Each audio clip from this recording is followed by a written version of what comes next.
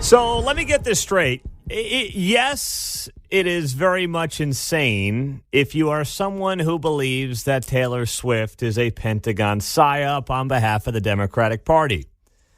But shouldn't we also call it completely nuts when I see stories like this from Politico, headlined, "Could Taylor Swift tilt Florida blue? It's Democrats' wildest dream." Now, you want to go down a conspiracy rabbit hole as we kick off a Thursday morning show? Let's do that. Here's the reason for this new conspiracy theory that comes from the left side of the aisle versus the right side of the aisle. There's a new song on Taylor Swift's upcoming album that she announced at the Grammys on Sunday.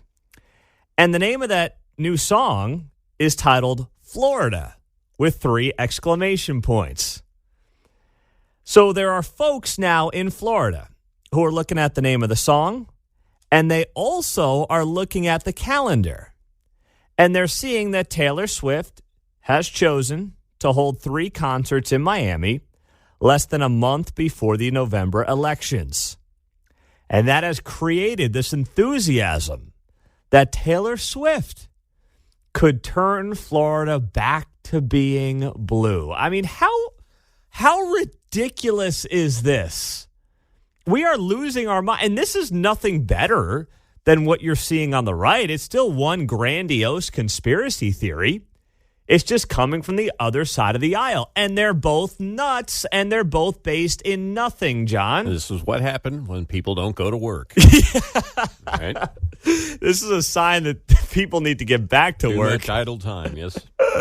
Too much time on their phones, too much time on their computers, too much time in different corners of the internet.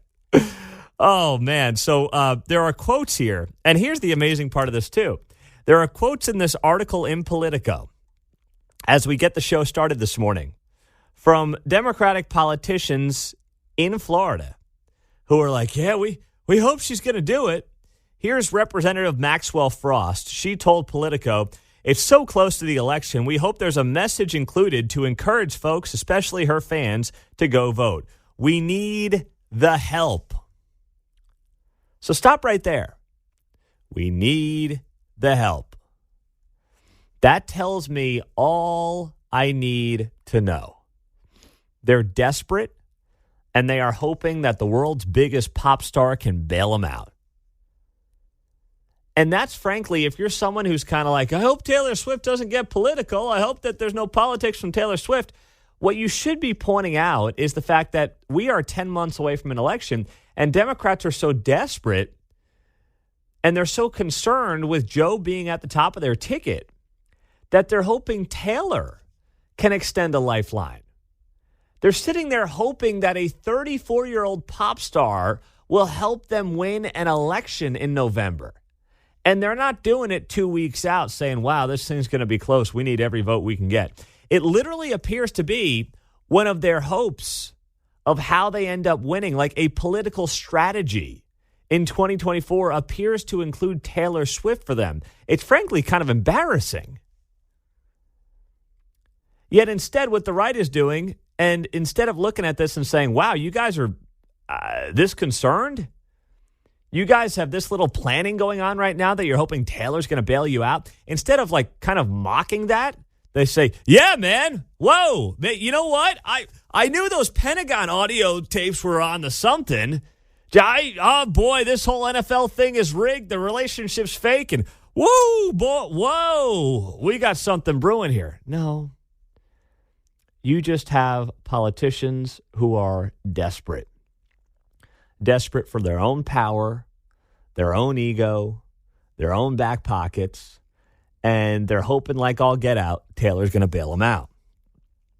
The Political article notes here, the Florida Democrats are pinning their hopes on a megastar like Swift, and it speaks volumes for the state of the party. The once reliable swing state now leans Republican. I think it does a little more than lean Republican. Ron DeSantis won by 20 points? I don't think that's a lean R state. Politico writes here, the once reliably swing state now leans Republican, with the GOP holding super majorities in the state legislature, as well as every position in the cabinet. Republican voters outnumber Democrats in voter registration by almost 780,000. And, of course, Donald Trump won there in 2016 and 2020. They didn't note Ron DeSantis' 20-point win, though, because that would buck the narrative that the state leans Republican. Florida is a red state now.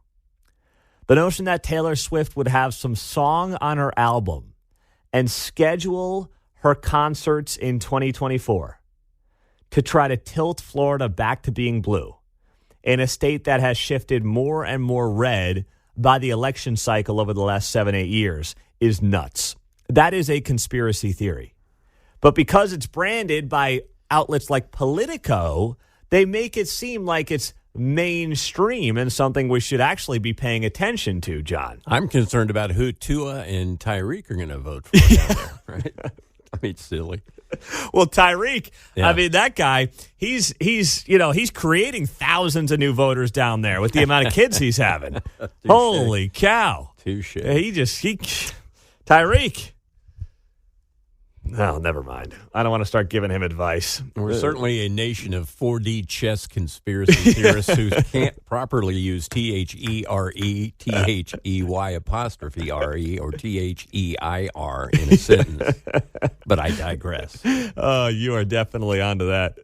Now, meantime, we did have a media member yesterday ask Andy Reid about this Taylor Travis conspiracy theory. And what's interesting is where the question came from. Take a listen to what Andy Reid was asked by a journalist in Germany yesterday. A question from Germany. As you said before, times have changed a lot. The internet, mobile phones. What do you say about the conspiracies that have popped up concerning Travis Kelce and Taylor Swift, like some kind of Republican conspiracies that you guys made it into the Super Bowl to actually secretly re-elect or help re-elect President Biden? That's way out of my league. Very similar to me speaking German. Listen, we appreciate. I appreciate the question. She's been great, we had a nice visit with President Biden. That's about as far as I can go last year. Yeah, with that. Well, that's the right response from Andy, by the way. I love that from him. Well done by Andy Reid being asked about the nonsense conspiracies. And remember, now I don't know, if Andy Reid likes Trump or not or anything of that nature, but you go back to 2018 and he did do fundraisers with Jeff Collier, who was the governor at the time and lost his primary to Chris Kobach in 2018. And then Kobach ultimately lost to Laura Kelly. But Andy has done things like, for fairly prominent Republicans throughout his career. So we know at least which way he leans. And he responded to that thing beautifully. But why is it that it's these European journalists, and I use those, the word journalist, loosely, European journalists who seem even more obsessed with this conspiracy? Like tomorrow, remember, we've got a UK broadcasting company, ITV News, coming to the studio to record part of this show at 7:30 and hear from you, the callers, on Taylor Swift and what a Joe Biden endorsement would mean. Like, they are coming from the UK to Kansas City for our show tomorrow. And then you've got these guys in Germany who also are feeding this beast. So I went to Paris a couple of years ago, and the only thing they see over there is CNN. Go to the hotel room, turn on the TV channel 1. CNN in France, right? Gosh. Oh, I go on down, so French channels all the rest of the way. There's no Fox. There's nothing else. So it's just the only American news they get is from CNN. Right, unless they pick up the American slant from, Reuters or Al Daily Jazeera, Mail. right, stuff like that. But, the only network from America broadcast over there seemed to be CNN. Fake news. Yeah. Wow. So, God bless their pointed heads. Well, so they think... They don't know better. They think they're on to something here. Yeah. Gosh. Yeah.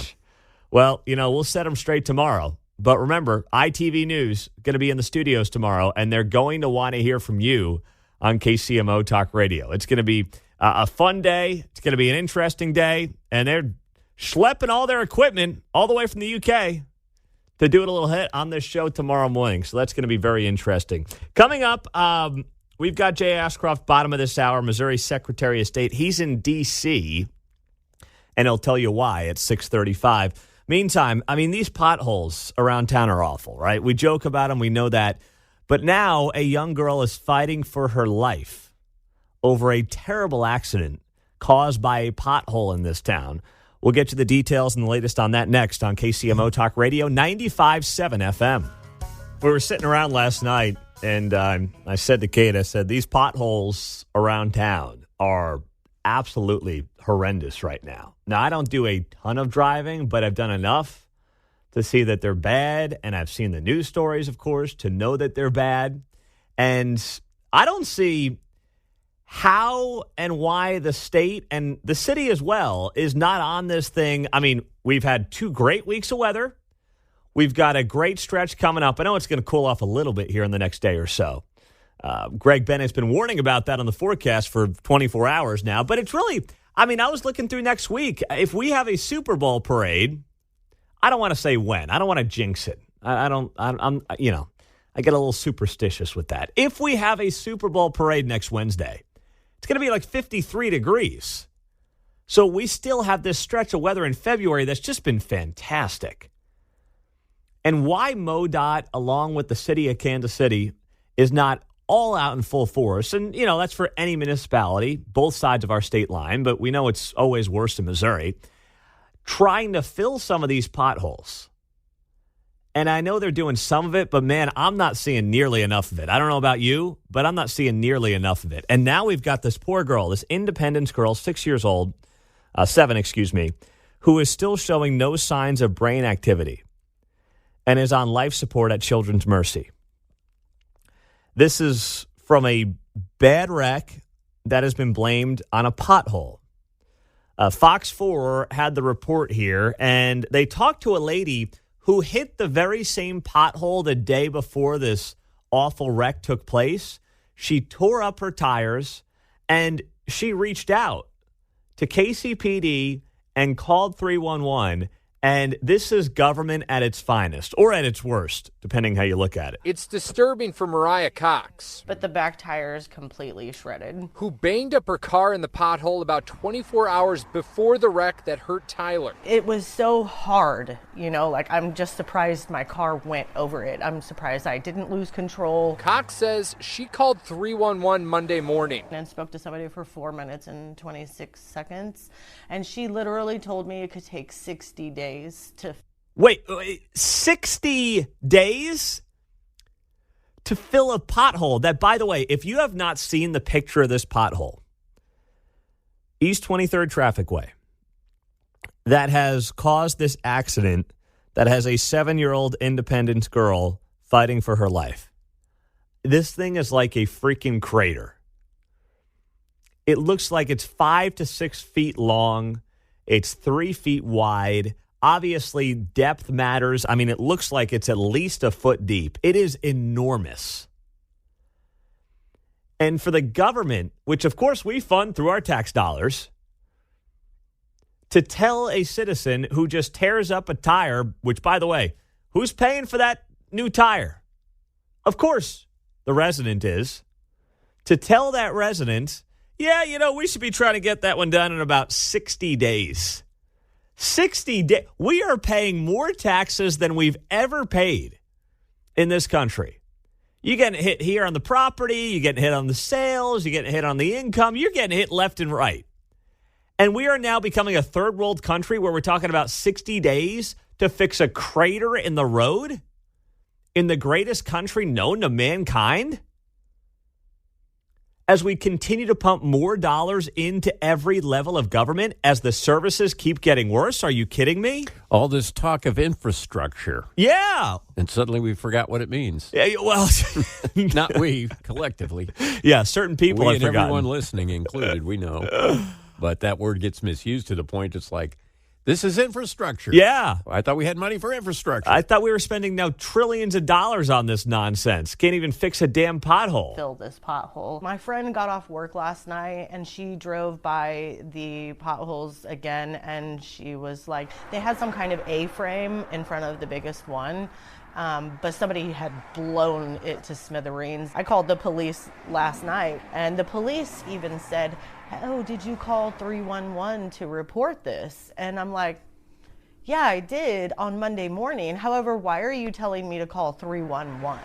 And I understand normal potholes, but this is an issue, especially since somebody wrecked and people are hurt. You know what I mean? Like, why did it have to come to this? Like, why couldn't it have been me?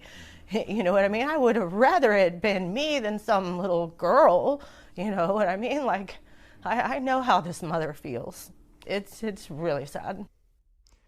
It's a tough listen. And you have this 7-year-old girl got into an accident with her mother caused by a driver who hit that massive pothole on East 23rd Traffic Way. And there's, frankly, not a lot of hope right now that her brain is going to show activity. And by the way, just so we're all on the same page, this is on the state of Missouri to fix that pothole, not the city. But it is bad out there right now. And I've noticed myself dodging a couple more than usual. And if there's anything I can share with you today on the positive note, please look where you're going. Look at that road in front of you, because these things are, growing into craters every single day. 913-408-7957. Fenny's in Overland Park to kick it off. Good morning, Fenny. What's happening? Hey, good morning.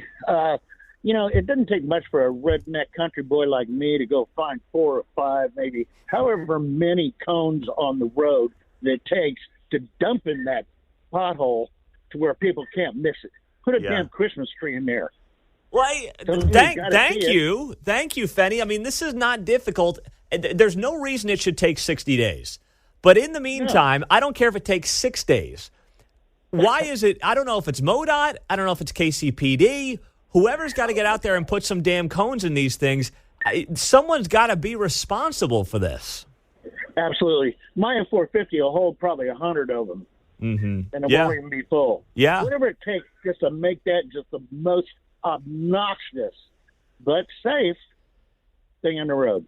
It's amazing. Thank you, Fenny. We're seeing more and more, of course, when it comes to and I'm not happy about this, but like vigilante justice is becoming a thing because people don't have faith in law enforcement anymore. And now it's going to come to the point where Fenny's going to be driving around with 100 cones in his F-150 filling potholes for the people.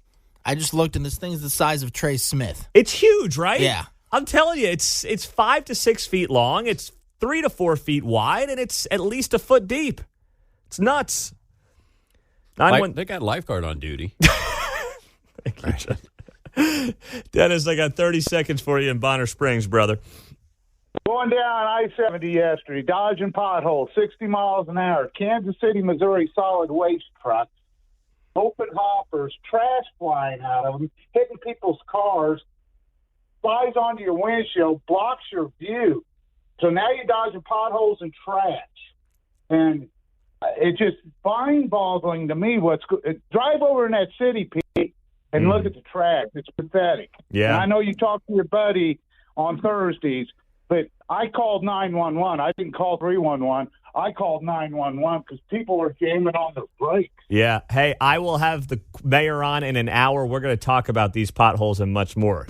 Stop the presses. Kansas City Star has questions about law enforcement. Talk about a bombshell. I know. 7:05 on a Thursday. Quentin Lucas, the mayor of Kansas City, coming up in a half hour.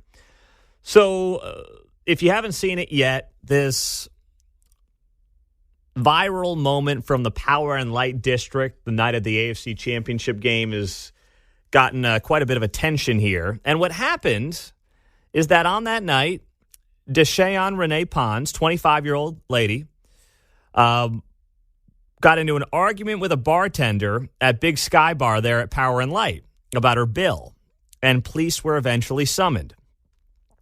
And then what happened is police are trying to clearly arrest her after whatever transpired. and she is very obviously resisting arrest. There's no debate about it. She is resisting arrest. So whatever happened in the bar, I don't know.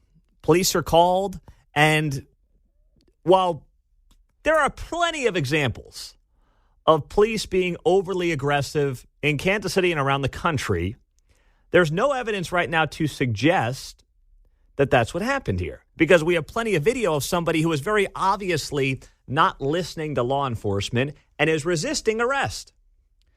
So the video goes viral around town.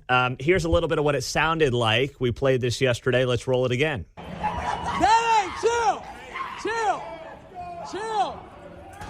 Daddy.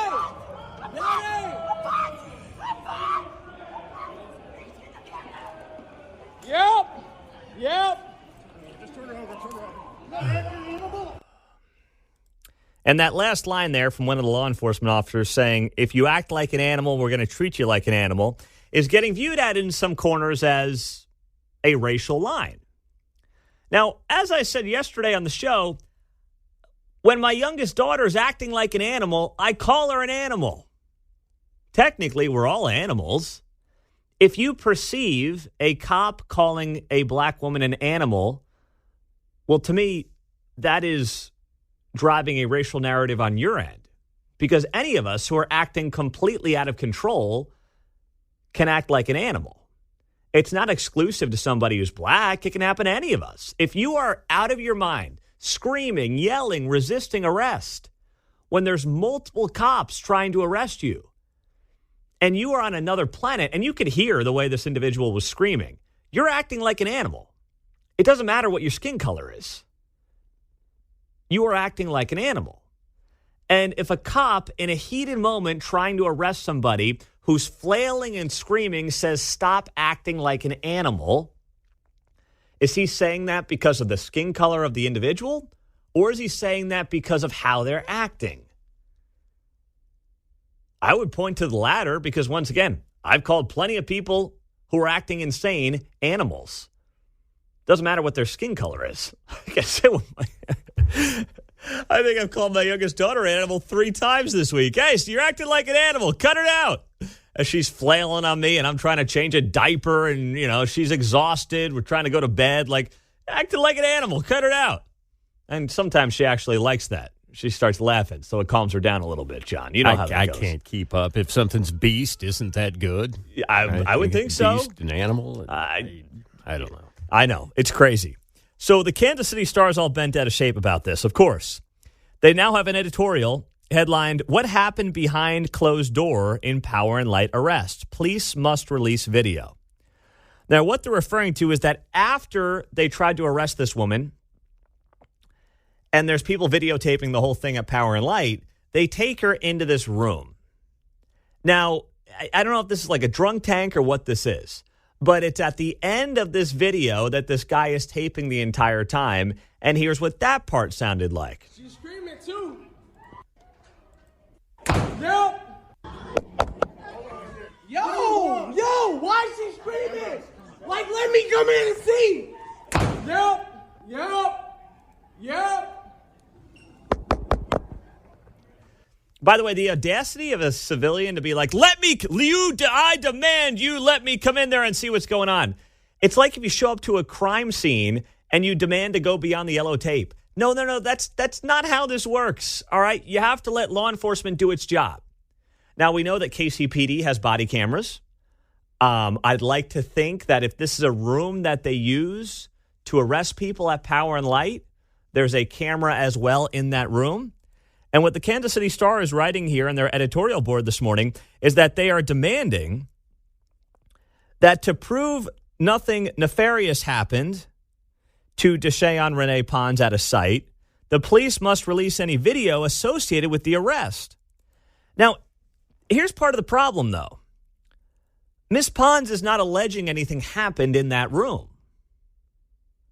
What she told the Kansas City Star the day prior was, I'm 5'2", I'm under 150 pounds. She claims she was no threat.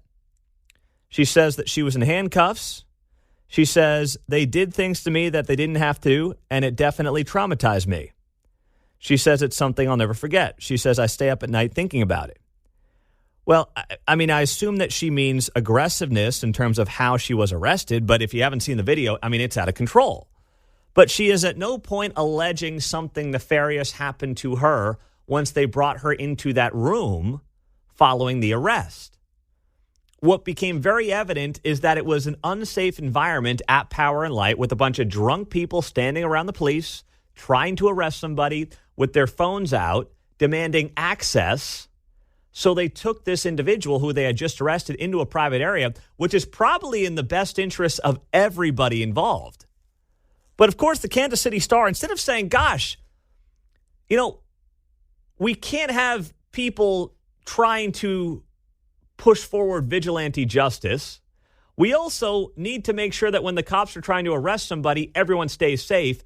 Their biggest concern is, well, we better see the videotape because obviously cops are bad and they might have done something wrong here, and we must know about it immediately. Well, it's the next step in the game, right? Yeah. Nothing happened. We get the video. Video shows nothing happened. It's photoshopped. Yeah. Remember was it the dollar store thing? Yeah. Oh, that's not his leg. Yeah. Some crazy, know. So it's just to further the crazy narrative. Now, you're probably right, and the Kansas City Star's doing that. They're very good at doing that against the police.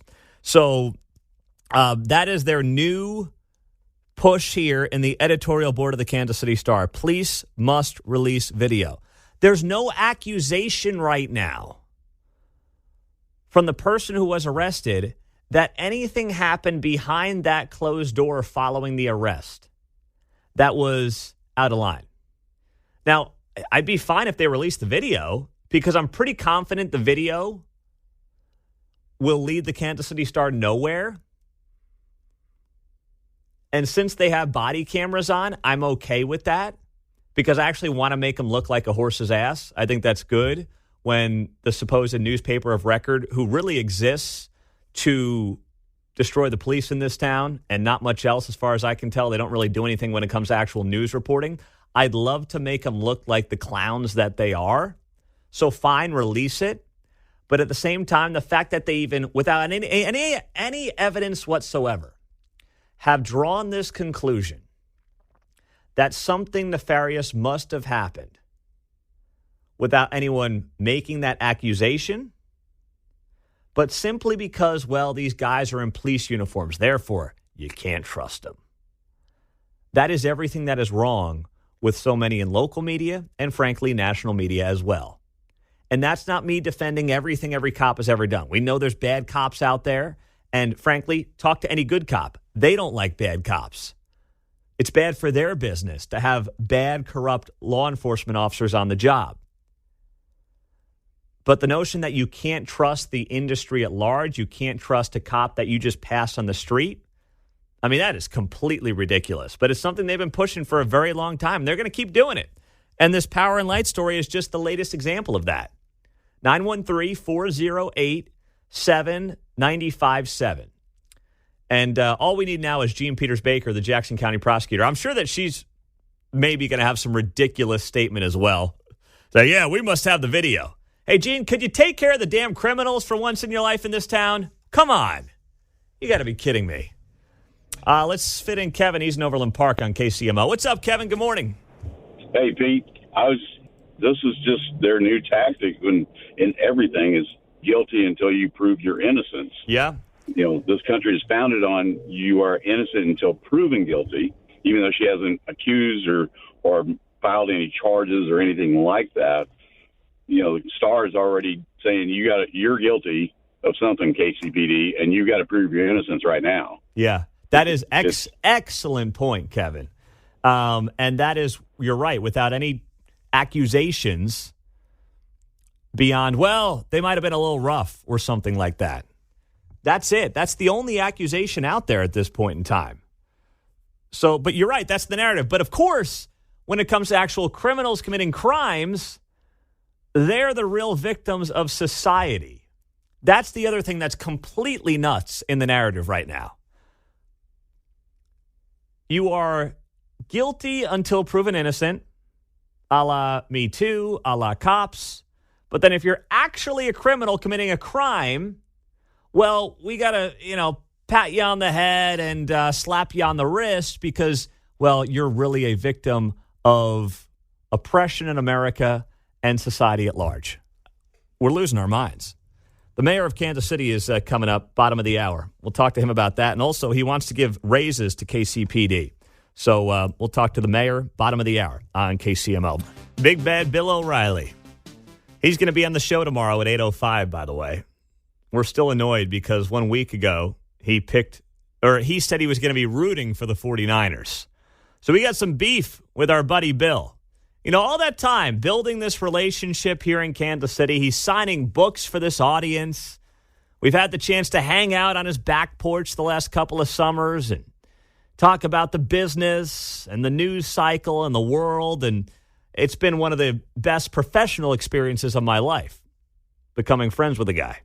And then he turns on us on a dime and says he's rooting for the 49ers in the Super Bowl, John. I'm still, oh, gosh. Bill's a man of principle, I believe. Yeah, I believe so, too. Right? I would hate to be a lobbyist trying to work that guy. No, you couldn't do it. Right, so I don't think he just goes with the breeze there. No, but tomorrow at 8:05, he's going to be on the show because we're going to have to get this explanation on how and why he's rooting for the 49ers. Come on, Bill. That'll be interesting. Oh, killing me. So that'll be tomorrow morning, 8 o'clock on KCMO. Don't miss it. By the way, less than 1 hour away from the Big Game Program giveaway. Wink, wink, nod, nod. The official Big Game Program. We're giving away 8:15 and 11:15 every day on KCMO Talk Radio. Well, how about this, PETA? I know, I can't even say it without like a laugh, without chuckling. Just at PETA, which could do so well.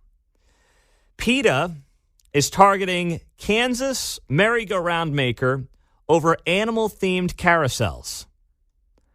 I kid you not. I know I'm not BSing you here.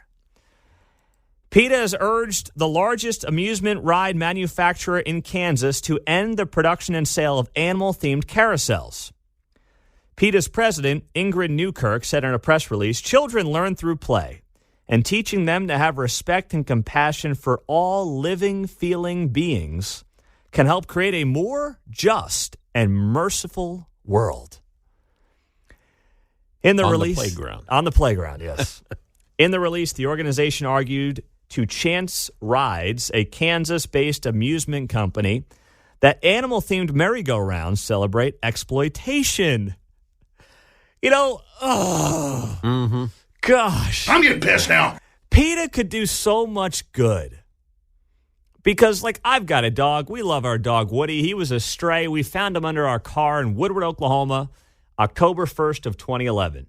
He's a great guy. He's going on 13 years old. He hasn't missed a step. I care about animals. I mean, I eat them, but I care about them. And for PETA to waste its time with nonsense like this, it's like the potential, the potential and the ceiling is so high for the organization. And all they do is go after nonsense like this. Hey, don't ride the horse on the merry-go-round because the horses might be offended.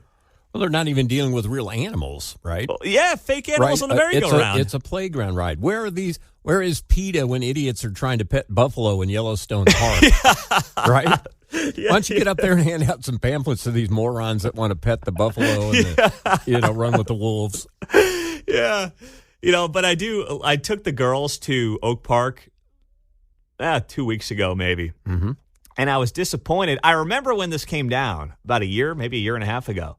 They got rid of the carousels gone. Mm-hmm. That's just a big open space. And I don't know why they ever got rid of that. But, my girls are at the age when they like the carousel. Well, according to PETA, I hope PETA didn't get people to Oak going Park out to Mall. the zoo and acting like fools. I hope that's not why they got rid of this thing. No, I don't think so. I thought they were getting another one, but I may be wrong. There's nothing there. It's just they just got rug there now. So I was disappointed by that. But PETA is coming after, and I didn't realize that this company, by the way, was based here in Kansas until PETA came after them. But it's like, PETA, can you actually try to protect the animals instead of trying to protect the fake plastic animals that kids ride for 2 minutes and get a lot of joy out of? And by the way, half the animals in the carousel aren't real. Unicorns don't exist. Talk about a bombshell. Like, they're not real animals. Sorry if I'm breaking this news to your kid on the way to school, but they're not real. How about they come to Kansas and note our huge flock of Canadian geese around any office park? Yeah. All right. And then they can watch us, shoot at them in their spare time. No, we don't do that. No. All right. Those geese are stubborn. Yeah. Have you ever tried to reason with one? Why is it that people get upset when I ask Quentin Lucas for his Chiefs prediction, but no one gets upset when I ask, like, Roger Marshall the day earlier for his Chiefs prediction? I'm just trying to figure that out. I think I know the answer, but I don't know. Ron's an Independence. Hey, Ron, good morning. What's up, my man? Good morning, Pete. Got a little use of my econ degree for you this morning. I'm not much of a Keynesian, but here's the way that the mayor's thought process on the police raise works. If you're a Keynesian, then the more the government spends, the better off we all are, right? Mm-hmm. So the reason why this will all work is that if you pay the police that much more money and they have to live within the city, then the earnings tax goes up, and it's a great circular argument. Yeah, the problem is there's no longer a residency requirement for the police. Oh, I forgot that. Yes, if I knew remember it. that? And now the mayor's not a fan of that, by the way. He doesn't like this that. This won't work. Yeah. No, this won't work then. Hey, that's all good, Ron. We'll talk it through on the air, my man. But I see what you were going for there. But yeah, there still is a residency requirement for the fire department, but the police don't have one right now. That got dropped. Not the police. Yes. Oh, golly. But I was out of date. Hey, it's all good, Ron. It's all good, brother. Have a good day. You call anytime, my man. Thanks for being here. Listen, here's the thing. So Ron brings up a good point, though, and it is, listen, those that run cities are of the belief that, hey, if we spend more on employees who are required to live inside of city limits, and most city employees in major cities are, that boosts our economy, so we're spending money to goose our own economy, is effectively how they view it. Now, I still imagine most KCPD officers are living in Kansas City, Missouri, vast majority. It's not like there was this exodus when the residency requirement was dropped. Nor did we have a run on new employees Yes. when it was dropped either. Well, that's the other thing. There wasn't a big influx for that reason. There wasn't, this notion that, hey, once we drop the residency requirement, everyone's going to be applying. Well, that didn't happen either, in fairness. I don't believe there should be a residency requirement for any job for that matter, outside of maybe like being the mayor or on the city council. But if you're an employee, I don't think you should be required to live in that city per se. But at the same time, it didn't work out either way. People didn't flee, but it also didn't lead people to come here in droves and start applying for jobs from places like Overland Park and Lee Summit. So now, ultimately, money talks, and we'll see if this pay raise is what they need to get it done. 913-408-7957. That's how you join us on KCMO 755 as we roll through a Thursday morning, day before a big Red Friday, the biggest Red Friday of the year. So this Missouri Secretary of State candidate, Valentina Gomez, she decides to do everything that someone on the left would want her to do as a Missouri Secretary of State candidate. So remember, Jay Ashcroft is running for governor, so his seat is open for Secretary of State. So Valentina Gomez goes viral. It's gotten millions of views. She's standing in a parking lot with a blowtorch, and she is lighting books on fire. That is her video as she runs to be the next Secretary of State in Missouri. Let's take a listen to this 20-second video. This is what I will do to the growing books when I become Secretary of State. Let's go. Welcome to the main event. Applying pressure, but I promise I ain't make it down. These books from the Missouri Public Library. When I'm in office, they will burn.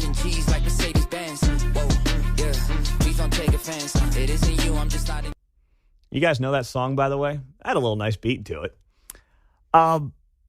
So let me get this straight. the American right for the last couple of years, since all these book conversations came to be in public schools, we're like, oh, that's nothing but hysteria from the left and fear-mongering. No one's actually burning books. And now this lady, Valentina Gomez, decides, no, let me put this thing on the silver platter and literally burn books with a blowtorch in a parking lot to get attention in my bid to be the next Missouri Secretary of State. And by the way, she's a wild long shot. She's running against Caleb Rowden, who is the Senate Majority Leader in Missouri, and this guy Shane Scholler, who I met about a year ago at the Platte County GOP event. He's a sharp guy. So she's kind of like the wild card, and she's trying to get attention by literally burning books with a blowtorch. That's where we've gotten in politics in 2024. We're missing a revenue stream here, Pete. Looks like it's big business renting blowtorches to politicians in Missouri. Didn't Greitens get one, too? That's right, the Greitens. And that's going back to before my time. Now, we rent these things by the hour, and, of course, there's a deposit. That's why you got to get the video. You got to get the shoot down real fast. Mm-hmm. You don't want it to do 7-8 takes because you got to rent the thing by the hour. Wasting fuel at that point. But you know what? I'm going to start a side business renting blowtorches to politicians in this town. But what I'll do is I'll rent them. You got to rent them by half day or full day. There you go. None of this by the hour crap. Okay. And you've got to return it fully gassed and fully fueled like a rental car. Right, if not, I'm going to charge you $10 for a gallon of gas. That's it. That's how you make money. Just like they rip you off with the rental cars. If you don't return the gas tank full, they charge you like $8-10, for a gallon of gas. So that sounds like a great side business. Good side hustle for us here at KCMO, renting blowtorches to wannabe politicians who are trying to go viral. What a world. So you probably remember, if not, I'll hit the reset button on this for you, the 9-year-old Chiefs fan who was accused by Deadspin of wearing blackface. Remember this kid showed up in Vegas at the Chiefs-Raiders game a couple of months back, and he's got his face painted half black and half red. And he also had the Native American headdress thing on, which you can't wear to Arrowhead anymore. That got nixed in 2020, but you can wear that, obviously, to opposing stadiums because they're not going to have a rule that says you can't wear Chiefs headdress because, well, unless you're kind of an in-division opponent, you're not likely to play the Chiefs every year. So why would they have a random rule that says you can't wear headdress to a game when their fans typically wouldn't do that, right? So this kid wears the headdress, he wears the face painted black and red, and he goes to the game. Well, he gets shown on TV for like a half a second, and he's only shown from the right side of his face by CBS on TV, which means it looks like his face is painted black and he's wearing headdress, which got perceived by some as blackface. It was not blackface. His face was painted half black and half red, and he had the headdress on. Now, it also turns out he has Native American descent in him. His father is like the son of, some, big honcho out there in the Native American community in the Las Vegas area.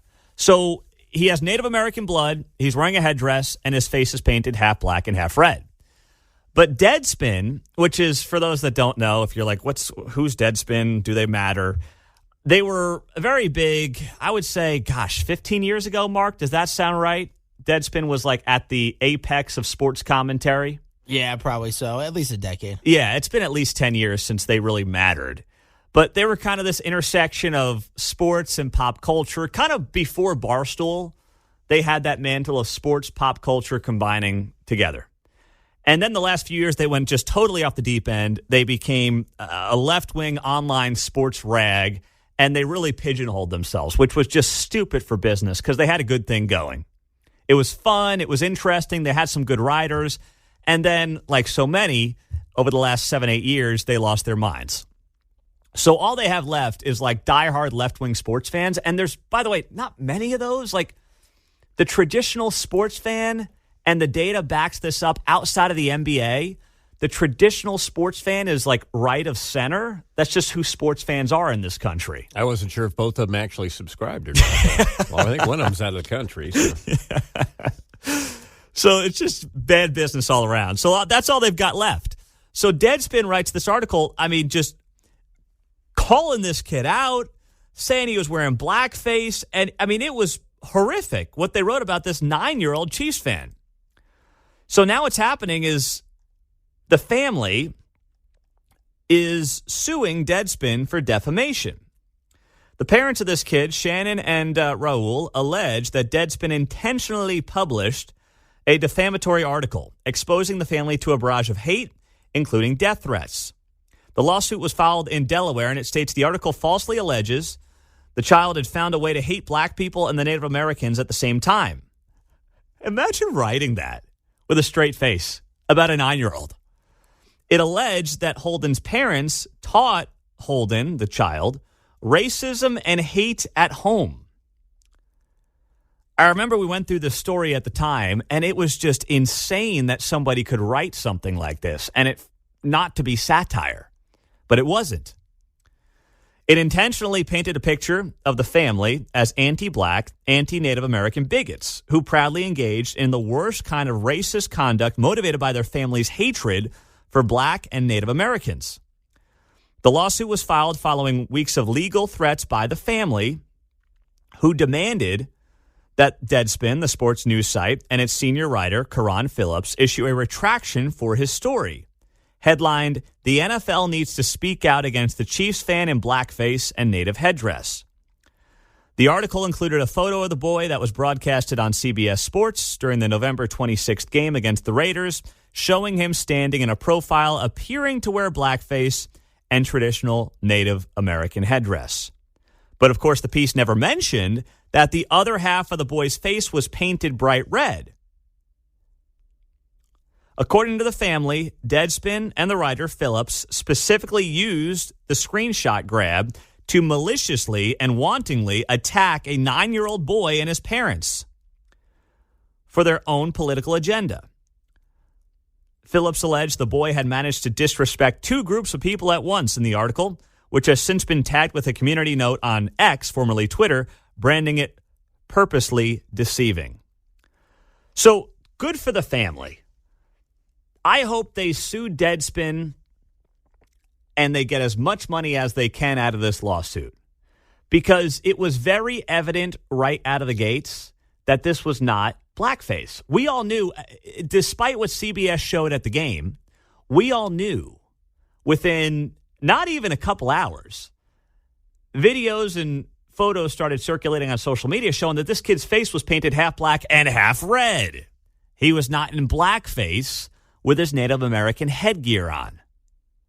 Yet Deadspin wrote this article 12 hours after we all knew that it wasn't blackface and alleged it was blackface, which if you have any editorial standards, you would not have done. But they don't care about editorial standards. All they care about is the narrative. And that's exactly what they went for here. The narrative and nothing more. Now, I know many of you are pointing this out on the text line because you've been longtime listeners of this show, which I appreciate. I was still critical of the parents, by the way, because I didn't think they should have put their 9-year-old kid in a position with headdress at the game to potentially get exposed by national media or social media. I just don't think you make your child a target like that. But two things can be true at the same time. I don't think you should dress your 9-year-old kid like that to the game, because in this day and age, someone's going to come for you and someone's going to try to come after you and someone's going to try to expose you for something you're not.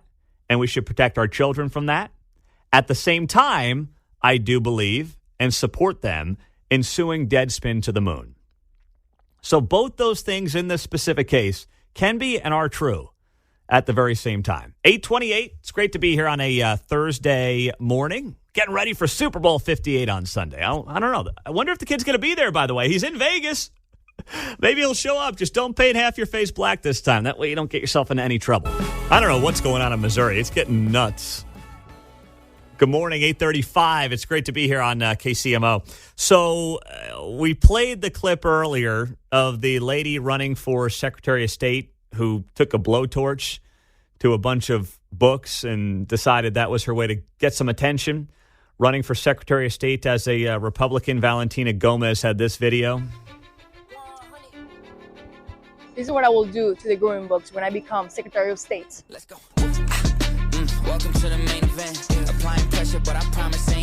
These books come from Missouri Public Library. When I'm in office, they will burn. Burn them, baby. Mark's bumping in there. Oh, man. What song is this, Mark? Do you know? Or are you just feeling the beat a little bit? I don't know. I was just enjoying the beat. Man, I haven't seen Mark bump like that in a while. I had the stanky face, too. Yeah. You can't see that. Can't see that one on air. You do a mean one, by the way. I want to see John's next. Anyway, we got that going on in Missouri yesterday. That went viral. Everybody in national media circles were talking about that as well. And she's a long shot, by the way, just in case you're wondering. She's a long shot Republican candidate for Secretary of State. And then you've got this. This also went viral from the other side of the aisle. Missouri State Senator May. Let me get her first name for you here. Carla May. She represents portions of St. Louis. She stood on the floor of the Missouri State Senate and called for all boys aged 14 and older to get a forced vasectomy. Let's roll the tape. If it's good for the gander, it got to be good for the goose. Because the amendment I want to file is to say that every man aged 14 and above should have a vasectomy. Then we won't have to worry about abortions. That's right. Because you're not going to stop people from having sex. It's like the dawn of time. What? One more time, if you may, please, Mark. I just want to make sure I heard that right. Thank you. If it's good for the gander, it got to be good for the goose. Isn't that backwards? Because the amendment I want to file is to say that every man aged 14 and above should have a vasectomy. Then we won't have to worry about abortions. That's right. Because you're not going to stop people from having sex. It's like the dawn of time. Are these government-funded vasectomies, by the way? What do you think? Oh, I'm concerned if PETA is in on the goose and the gander here, to be honest with you. No, the goose and the gander thing's like a comparison, but there was no comparison made. No, right? And the goose and the gander, she reversed the phrase. Well, right. So there's no gander suggesting that 14-year-old girls should be sterilized, right? Exactly. And, Oh, gosh. Yeah. I get dumber listening to these people in Topeka and Jeff City sometimes. What if those who elected these politicians had to live by their own crappy ideas? Like, what if the people who lived in Senator May's district in St. Louis have had to live by her own dumb ideas? Like, each senator and each House member had their own little fiefdoms, and they could be dictator of their own little fiefdoms. And suddenly she, calls an executive order saying, hey, if you're over the age of 14 and you're a boy, guess what? Get in line for your vasectomy there, Johnny. Come on, don't worry. Government will pay for it. Government will take care of you. By the way, Mark might move to Missouri. I don't know if he got his yet. Did you yet, Mark? Is that on the table for you there, big fella? It's on the table. Haven't done it yet. Okay, it's maybe. Maybe. It's on the horizon. Mark just had his third daughter, 11, 8, and newborn. Something happened there. No comment. Yeah, we keep rolling. All right. What are you going to do? Oh, what are you going to do? Life happens, right? Comes at you fast. Oh, that's the things we got to cover here. That's why we got to make it somewhat mildly fun and entertaining. If not, I'm going to just keep banging my head against the table here. Oh, my, you should see the dent I've got in this studio desk right in front of me. The amount of clips I got to listen to from these people. This isn't even the stuff I don't bring on the air, John. Well, you know how radio works. I mean, you're on daughter number 3, so maybe we could get a sponsor here, and you and Mark can go in, and we'll do this on the radio. And, yeah. That's it. Stream it on the web, and it's a discount. We'll have other people show up, right? Pre-frozen vegetables with you. Where's my ice pack, damn it? Yep. And John's bringing Mark and I ice packs, Stat. during commercial breaks. Hey, John, need an ice pack, buddy. Help me out here, brother. Let's go. Oh, we got these popsicles. They'll be a little sticky, but, Oh, jeez. Oh, man. Don't do that to me now. Don't do it. Don't do it. Oh, gosh. Andy Reid was asked, if you haven't seen this, about the great conspiracy theory of 2024. We're only a few weeks into the year, and the great conspiracy theory of 2024, of course, is that Taylor Swift is going to be endorsing Joe Biden, and the entire relationship between Travis Kelce, as Aaron Rodgers coined him, Mr. Pfizer, And Taylor Swift is driven exclusively by getting Joe reelected, and she's a Pentagon psyop and the whole thing. Of course, it's nuts. But Andy Reid got asked about it yesterday, and here's what Big Red had to say. A question from Germany. As you said before, times have changed a lot. The internet, mobile phones. What do you say about the conspiracies that have popped up concerning Travis Kelce and Taylor Swift, like some kind of Republican conspiracies, that you guys made it into the Super Bowl to actually secretly re-elect or help re-elect President Biden? That's way out of my league. Very similar to me speaking German. Listen, we appreciate. I appreciate the question. She's been great, and we had a nice visit with President Biden. That's about as far as I can go last year. Yeah, with that. Good for Andy. It's interesting to me that the question comes from somebody overseas, because, by the way, as you know, if you don't, tomorrow morning at 7:30. ITV, the largest commercial broadcaster in the UK, is going to be here in our studios on KCMO. They were looking for someone in the Kansas City area who was going to give them what they wanted in media, and they thought I was going to do it. They're like, hey, we're looking for someone who's like all in on the Pentagon Taylor Swift psyop theory. Got to have a red hat, though. Pete. Yeah, I know. On a MAGA movement. Yeah, that's what that literally was in the subject line when they emailed me. MAGA movement. And I said, well, I don't believe it. That's nuts. And we have not really gotten a lot of people we've heard from who do believe it, to be quite frank. So I didn't give them what they wanted. And then they called me back and they said, well, we want to come to your show in your studios, and we want to at least record some of your show where you ask your callers about how they would feel regarding Taylor Swift endorsing Joe Biden. And I said, well, if you want to fly here for that, we'll do that Friday morning. So we're going to do that tomorrow morning at 7:30. So if you wanted to be an international TV star, tomorrow's your chance, because they're going to be recording the callers on this show as you opine on how you would feel regarding a Taylor Swift endorsement of Joe Biden later this year. So don't let them down, KCMO callers. I know you guys won't. And gals, I know you won't let them down, but just know that's happening tomorrow morning at 7:30, and I need your best efforts and your best calls, regardless of where you stand on that, by the way. So it's going to be a lot of fun. I can't wait for it. And don't forget, with Andy getting asked about this craziness, don't forget, in 2018, Andy Reid did political events with Jeff Collier, Republican governor who was running for re-election. Of course, Chris Kobach beat him in the primary. But Andy has a history of supporting Republicans. Now, I don't know if that means he's Mr. MAGA, but my point is, I don't think Andy loves what, Gramps is doing in the White House right now. Come on, man. I'll just leave it at that. All right? That's all I got for you. Will Jason Aldean make an announcement on who he's going to back? I'm sure he will. Okay. Yeah. So he's not quite as big as Taylor Swift, but he's a big name. Yeah. But once again, no one's running to the polls because of Jason Aldean. With all due respect, I mean, no one cares. All right. Yeah. To your point, you say, well, why don't we care about Beyonce? You already know how these people are going to vote that you typically say. Exactly. They've already made their positions clear. Taylor Swift is a different issue on sheer number of fans. Yeah, it's a different ball game.